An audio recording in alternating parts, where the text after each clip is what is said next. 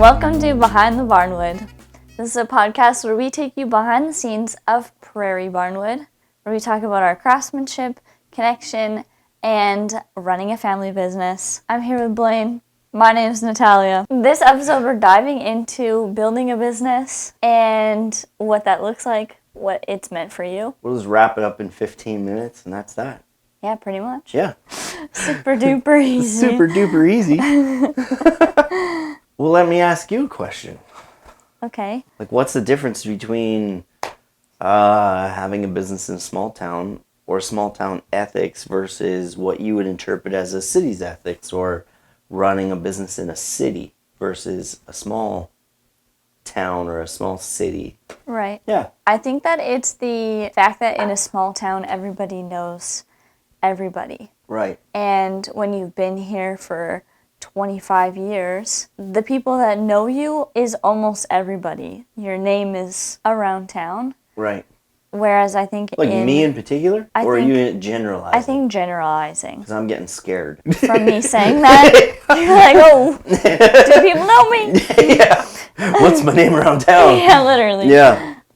No, but you say a name, and I mean, we call it the classic Mennonite game. Right. Who I you're don't know if related that's to? bad to say, but Right. but it's like this person's connected to this person who's connected to that person. Right. And in a small town, that's so to common. figure out who their parents are. Yeah, pretty much. Or their grandparents, or like Yeah. grandma, grandpa, are like, oh, I went to whatever grade school with Yeah. them, or I worked with them. And fool on them, I'm an import, so they can't figure out my parents. Yeah, pretty much. Yeah. Pretty much. Yeah. It all just connects back to Terracide. To Tara. Yeah. Yeah. But I think that it would just be that close or more personal Right. touch of, like, word of mouth is really big Right. for our business, and that's how we started, Yeah. kind of how we've been growing. Yeah. And in a city, I don't know how much of that there would be. You kind of prioritize the fast-paced Right. life. The bigger businesses kind of stand out a little bit more, or smaller businesses maybe aren't as prioritized or Yeah. the first to be acknowledged or looked at. Right. Whereas here, that's kind of all we know. Small businesses. Yeah. Yeah. And And there's when like you 3 go- or 4 large factories in town. exactly, yeah. Yeah. And everybody knows the owners and the managers true. of the businesses. Right. Where maybe in the city you'll know of them, but I don't know if Right. you would know them. You or wouldn't know them. Yeah. Yeah. So I wonder if that's more the difference. I think the way that You just know more people, and Yeah, more pretty people much. know you. yeah, Yeah. That's true. yeah, A reputation kind of matters. Mm-hmm. Yeah. Mm-hmm. Or how you do business. You're going to walk past these people multiple times a year, yeah, and you're either going to be known as that person who does that, or that person who stands for that, yeah. or who does this, or yeah. I That's think true. in a small town you almost have a spotlight on you, Right. and Like, there's how many hair salons in town? 4? maybe 3, and they're all down Right. one street. They're all down Main Street. Yeah. How many hardware stores? 2. Yeah, Yeah. Police officers. There's like 9. Mm-hmm. Yeah. And the fire department is volunteer. yeah, Just trying to give people perspective on how Yeah. big Morton is. yeah. Yeah. I don't even know like our population. I What, think it's around 10,000? 9,000. Okay, Yeah. not even. And we have 3 streetlights in town. Mm-hmm. Yeah. It's kind of like Radiator Springs. Yeah. If you watch Cars. Yeah, that's right. Right. Yeah. It's like 10:30 and you're sitting at the red light Yeah. and nobody's And around. and you're wondering, why am I stopped at a red Literally. light? Yeah. Yeah. Yeah, you have to go out, push the button, run back to your car, Yeah. and then you get to go. Then you go. Pretty much. Yeah, that's true. Yeah. Yeah. I think some good qualities of living in a small town is that people know each other. Yeah. Like, you're not alone. No. And, I mean, even when we built our shop, Richard is the fellow's name. He came in and I had said I got 4 or 5 quotes from other builders. And I chose to use Richard. And I said, okay, I want to go ahead with this shop. And he was like, okay. And I said, do you need anything? And he's like, no, I'm good. I'll get in touch with the city for the property. and we're good. I'm like, do you need a deposit or anything? He's like, nope. Okay. And like a week or two later, he started to dig the foundation and put the shop in. And I think it was halfway through or a quarter way through. Then he needed a payment for, a certain portion. But it was all built on a handshake. Mm-hmm. And that's a big thing for how things are done in a small town. Yeah, it's so quaint. And it's, I'd say, a bit of a slower process. It's not quite as evolved or fast-paced or urgent, I guess. Everyone's kind of just like, here's my name, here's my number. Yeah. Yeah. I like it because it's so personable. Yeah, definitely. Your name means something. Like, not status-wise or anything like that, but it just means something because you're not just another person. Yeah. You're actually a name. Like, you're a human. Mm-hmm. Yeah, I like it. I don't know. I grew up in Edmonton. Yeah. And I left when I was 21 and moved to Morden. And I like cities. I think cities are great. They've got a lot of choice. But I guess it's just the way people do business and stuff in a small town. I appreciate it. Yeah. Yeah. Mm-hmm. I like it. It is a slower pace. I think there's a lot of positives. We have a really beautiful golf course. True. Yeah. I guess as far as starting a small business in a small town, I guess it comes with its pros and cons and challenges just like any other place. You start a business in a city, I guess it's how do you get your name out there? How do you get known? And I think for us, like, word of mouth is so huge. Even reviews. Mm-hmm. Reviews on our Google or online or even feedback from customers is really encouraging, but word of mouth to us is huge, right? Mm-hmm. A big part of our marketing and it is. And brand and just getting feedback and I think it is so unique too in that like somebody comes in to the studio, right, and we help them with their furniture and stuff like that, and then you see them around town, right, and you're like, oh my goodness, I sold them a piece of furniture, right. Or it's they came in and like dropped off something for us, or like that type of thing. Yeah. I've seen them around. I've talked to them. Whereas in the city, I don't know if you'd ever see them again. Well, it's kind of funny you say that because I've actually been at a few Jets hockey games. Yeah. And seen customers. Really? Oh yeah. That's so funny. Oh yeah. Yeah. Huh. Yeah. Even at I've gone to Thermea, like the Nordic spa in the city. Seen customers there. No way. Yeah. Yeah. So even in the city, you do see customers there. Yeah. Winnipeg's big, but not that big. Yeah, it's a big small town. Yeah. Yeah, that's true. Pretty much. Yeah. Huh, that's so funny. Yeah. I'm trying to think if I've seen them in other cities before. Edmonton or Calgary kind of thing. I don't know do you frequent them enough? Like maybe if you lived there. Yeah. Then you'd run into them. Yeah, probably. Yeah, that's true. I think we frequent Winnipeg enough. A lot more. Yeah. Yeah. We'd see them. Yeah. That's so funny. Yeah. I think there's one couple that I sold a dining set to. Okay.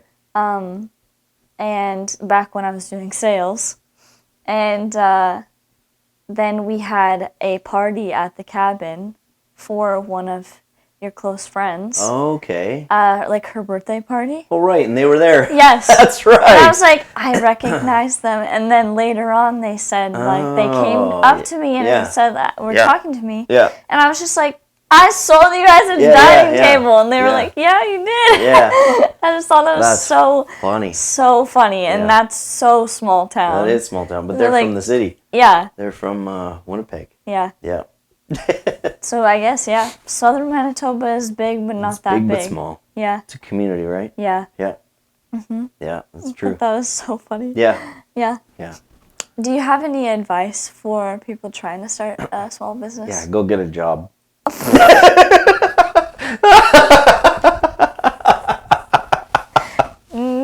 Don't do it. Don't do it. Run. Yeah. Advice for people who want us to start a business. I think the challenge is, I think it's actually a life thing that a lot of times we wait to do anything until everything's in order. And I don't think you can. I think if you want to move in a certain direction, you have to do what you can with what you have. Mm-hmm. And I think I used to do it a lot when I first started. I do it maybe once a year now, where I sit down and write a bit of a journal to myself as to like, what do I have? We've got a building, we've got a great product, we've got good people working with us. Like I write a bit of a list of like what I have going for me right now, and then the next list is what can I do with that. And I think when I scale it back to when I started, I actually had a fellow in my shop this week that had said to me, "Hey, if I want to start doing some woodworking on the side, what are the key pieces of equipment I should buy?" And I was like, I listed off like a table saw, miter saw, planer, and a jointer. I was like, there you go. And I think so often we think that in order to do what we want to do, we need this or we need that or we need this, and you don't. Mm-hmm. You just need a dream, and you need to start doing it in any way that you can. I think it's even like this podcast. When we first started, we were looking at these big, beautiful mics, and we wanted to buy these mics, and they were like a few $100s, and then we needed a system to run them and all this, and went back to that simple theory of do what you can, what you have. And, we had $50 and we found these mics on Amazon. Mm-hmm. We had one mic, but we needed two. Mm-hmm. So we ordered $50 worth of mics, and away we go. Yeah. We had the camera, we had everything else. Yeah. And I think too often we just get lost with what we think we need, as opposed to just use what you can to do what you can with what you have. Mm-hmm. And just start moving. Yeah. And let it evolve. Mm-hmm. Yeah. That'd be my advice. Yeah. I just get so stuck in the big picture. That's, Right. I guess your example with the podcast. Right.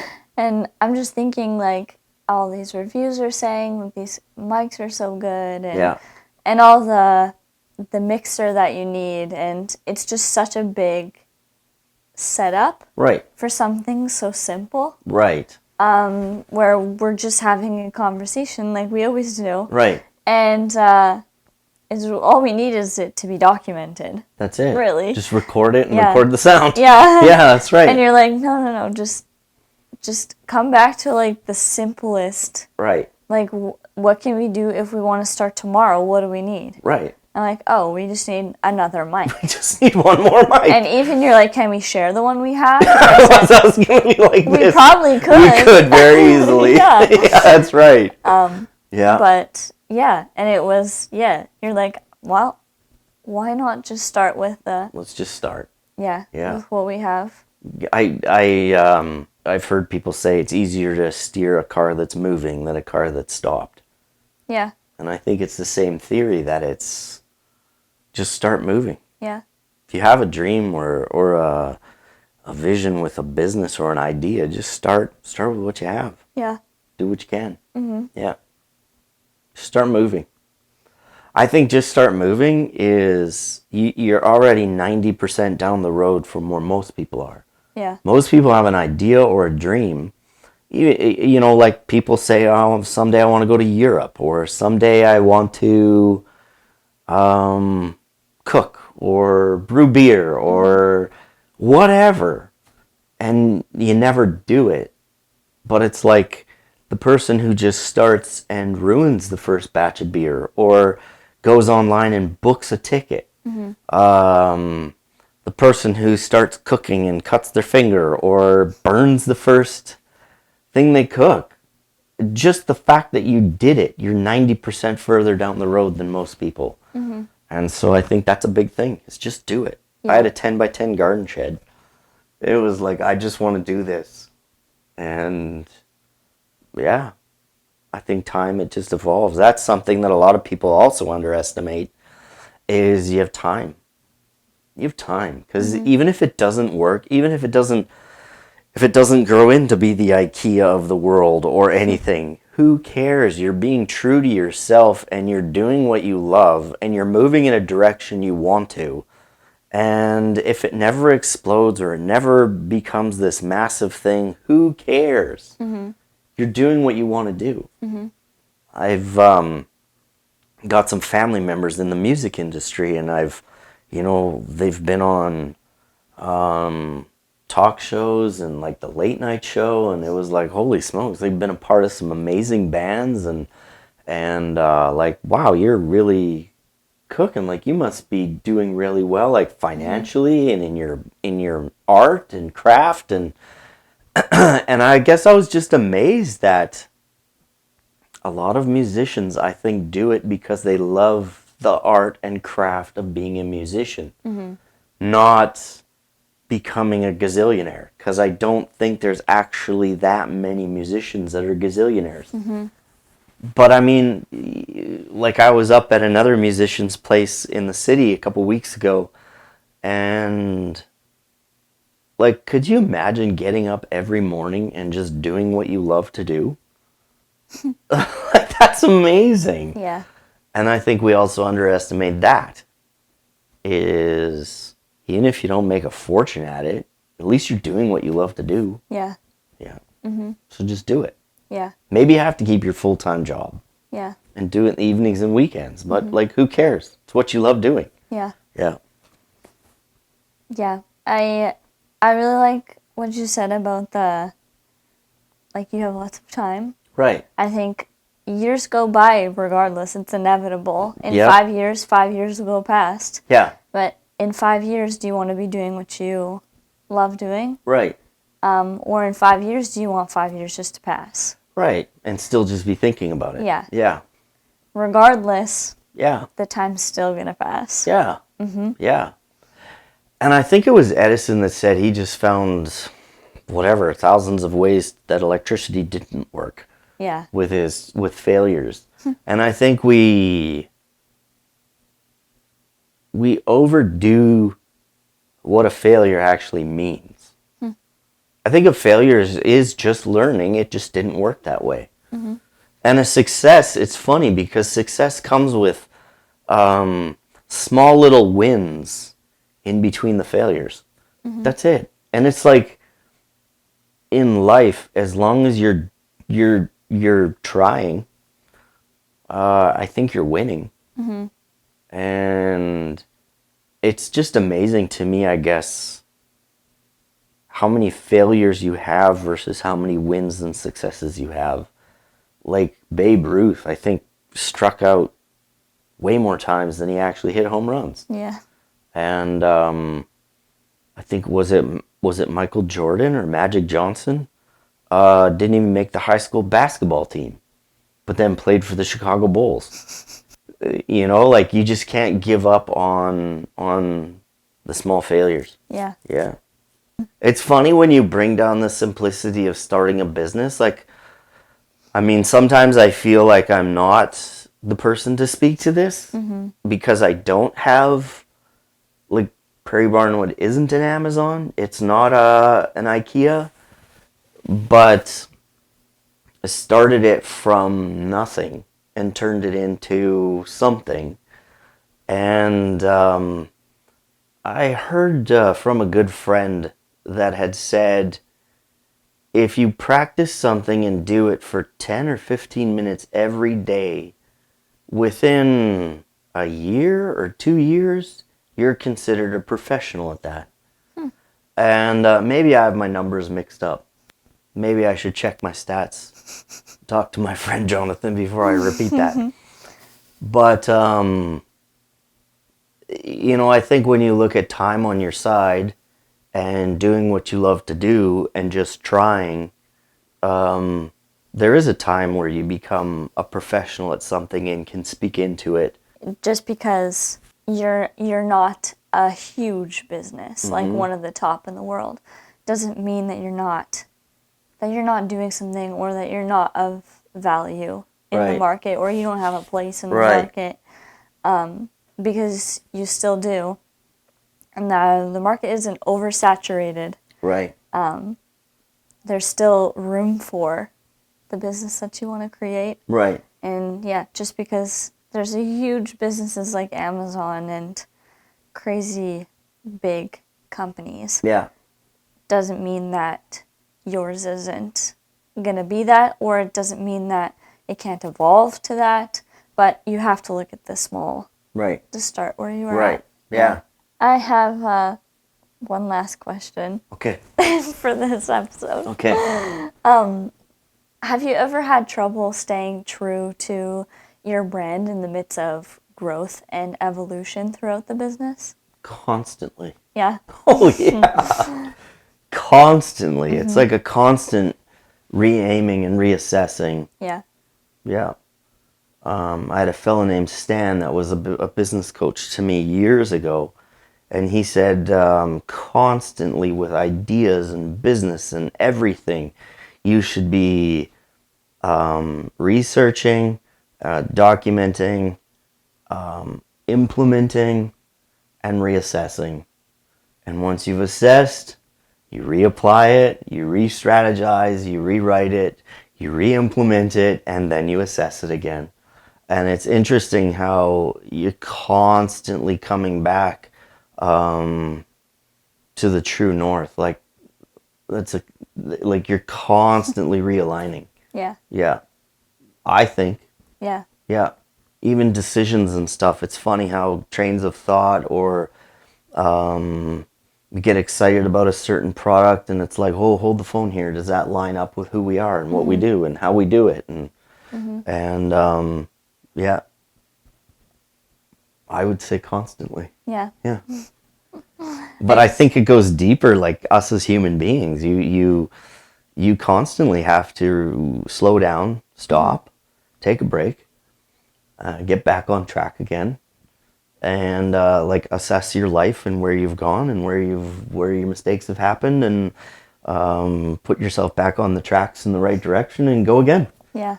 And I think that's true humility, is being able to identify when you've fallen off the tracks and being able to put yourself back on again, and or having, good people working with you that's like, woo, hold up. I think this is getting us off track. Right. Yeah. Or good friends in your life where they're around you and they're like, woo. Yeah. Yeah. You're getting a little off track. Yeah. From what you originally said you were doing. Yeah. Yeah. Constantly reassessing. Yeah. Yeah. Yeah. Yeah. Reassessing, re-implementing, then reassessing, re-strategizing, re-implementing. Yeah, just the constant cycle. Just constant cycle. Yeah. Yeah. What about you? What Put you about- on the spot, some of these questions. Yeah, no, it's all you, bud. It's all you, bud. Yeah. So, just because this seems like a little bit more of a maybe it's not, but a bit more of a personal podcast or session, like, what's your takeaway from some of the conversation as far as how to start a business or how to stay true and stuff like this? When you talk about all that stuff, I just kind of laugh because I feel like I should get tattooed somewhere, do what you can with what you have, because that just like rings in my head every Right. single time I want to do something, and I get so like ahead of myself, and I'm like, I want to be grand, Right. and it's like, but you can't Right. yet, like, Yeah. cool it. Yeah. Just pump the brakes a little bit before Yeah. you get ahead of yourself. But everything that you just said, ever since I started in the business, Yeah. like 5 years ago, Yeah. which is kind of crazy to think, it all comes back Right. as you like talk. And we've talked throughout the 5 years of this, and like we've repeated conversations, but in different perspectives as we've worked together for the last 5 years. Right. But it's just like, I think that it's encouraging to hear that it is as simple as you think it is. I think we often overcomplicate and make it so big in our heads. Right. And it's almost like we do that to kind of second guess ourselves. The fear is kind of holding us back more than the actual task of starting a business. Right. And for myself, I have a really hard time with like, it's just so out of a comfort zone, out of my natural comfort zone to be like really like loud and extroverted and like put myself out there. Right. And so starting a business seems so bold. And I'm like, that's a lot of like pressure. Right. But just knowing that you start and you evolve as you go, and you'll never have the answers or all the answers. And you just have to kind of shift once you start going. Yeah. You can't shift until you go. Yeah, until you start moving. Pretty much. Yeah. I recently, this kind of makes sense in my brain anyway. I started cooking. Yeah. And like a lot more like soups and stuff. Yeah. And I love cooking soups. Yeah, it's so easy. I love the flavors you can add. Yeah. So I start cooking soups, and at first it took me hours to make a soup. Huh. And I was just like, there has to be a quicker way to do this because I don't have hours to cook. So I just started cooking more and more and more, and the more I started cooking, the faster it gets. Now it takes me like 20 minutes. Right. And I was just like thinking about it last night while I was making my soup, and I was just like, interesting. So if I keep making it, the faster it gets faster. Right. And I started to notice it all starts to be the exact same process. Right. And you put the exact same things in it. Yeah. And some are with like pasta and sausage, and some are with chicken and veggies, and some are just with vegetables, but they're all the same exact process. Right. And I thought it was kind of funny because the more you do it, the faster and more efficient you get. Right. But you start to assess like, oh, I don't actually need to add this ingredient till later. Yeah. I can add it later, or oh, I don't need to add that much. Yeah. Like bone broth, I can add less, and that type of stuff. You start tweaking it, but you just learn as you go. But if you just sit there and say, I want to start making soups, but never start making it, you never get good at it. You don't do anything. Pretty much. I think that just pertains so much to life. Yeah. Even outside of the whole business realm. Like, how many things do we not do because like somebody's like, I want to write a book. Well, then just start journaling every day. Mm-hmm. Or, I want to learn how to play the piano. Okay, well, go on YouTube and start learning the basics of playing a piano. Like, I don't know. Yeah. You use whatever you can with what's in front of you. And, I think it's so inspiring even in life, even as opposed to starting a business. Just in life in general. I think it's inspiring. Just do what you can with what you have. Definitely. Yeah. That's why I just need to get a tattoo so I can. Yeah, exactly. Yeah. With like its quotes you in quotations. Yeah. I wonder who actually said it. I don't know. Yeah. Where did you get it from? I got it from you. I got it from me. I came up with that one. I don't know. It just constantly, like, I remember starting in business and like at one project I had, one business I started, I had 3 or 4 partners, and we would just spend all day talking. And we can't do this because we don't have that. And if we had this, we could do this. And how do we get that to do this and then that? And it's like, that obviously didn't work. It crashed and failed. This was way back when you were like 2 or 3. And so just kind of had to run it down to the bare bones. Like, okay, I know I don't have the best vehicle to deliver this, to do that, to do this, to do this. But what I do have is this. So what can I do with what I have? Yeah. And I don't know. I just wonder, like, somebody had to have come up with that saying. Yeah. I wonder who it was. If not, I'll tag it. Yeah, literally. I'll take it. Yeah. Trademark it. Yeah, exactly. Yeah. Huh. It's crazy. Yeah, it is. Oh, well. Well, that being said, Yeah. thanks for joining us today. If you loved today's conversation, make sure that you comment, like this video, and share it with a friend. And we'll see you in the next episode. Bye. Adios.